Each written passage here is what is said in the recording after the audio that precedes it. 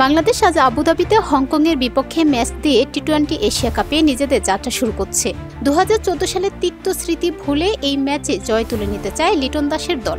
2025 সালে টি-20 Asia cup শুরু হয়েছে 9 সেপ্টেম্বর, আর বাংলাদেশ তাদের মিশন শুরু করছে আজ।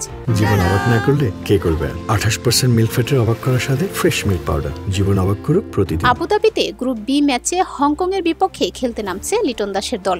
ম্যাচটি শুরু হবে বাংলাদেশ সময় রাত 8:30টায়। টানা 3টি টি-20 সিরিজ জয়ের সাফল্য নিয়ে টুর্নামেন্টে প্রবেশ করছে টাইগাররা। ব্যাটিং ও বোলিং দুই বিভাগেই দল এখন অনেক বেশি ভারসাম্যপূর্ণ। সাম্প্রতিক সময়ে ব্যাটাররা আগ্রাসী মানসিকতা দেখাচ্ছে, ছক্কার খোঁজে খেলছে।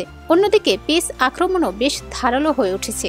তবে অতীতের এক অঘটনের স্মৃতি এই ম্যাচকে অন্য মাত্রা দিচ্ছে। 2014 সালে টি-20 বিশ্বকাপে চট্টগ্রামে হংকং 2 উইকেটে বাংলাদেশকে হারিয়েছিল। এশিয়ার ক্রিকেট ইতিহাসে সেটি এখনও বড় অঘটন হিসেবে বিবেচিত।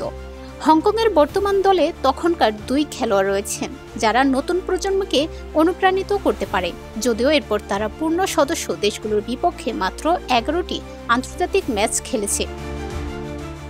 আবুধাবির উইকেট শুরুতে বোলারদের সহায়তা করে, তবে ম্যাচ যত এগোয় ব্যাটারদের জন্য সহজ হয়ে যায়। শীর্ষের বড় ভূমিকা রাখতে পারে, তাই টস জেতা গুরুত্বপূর্ণ হয়ে উঠবে। বাংলাদেশ কাগজে কলমে স্পষ্ট ফেভারিট, তবে হংকং 2014 সালের মতো আবারও সুযোগ কাজে লাগাতে চাইবে।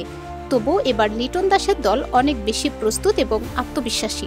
প্রত্যাশিত জয় দিয়ে এশিয়া কাপে যাত্রা শুরু করতে পারলে সেটি বাংলাদেশ দলের জন্য বড় অনুপ্রেরণা হয়ে উঠবে।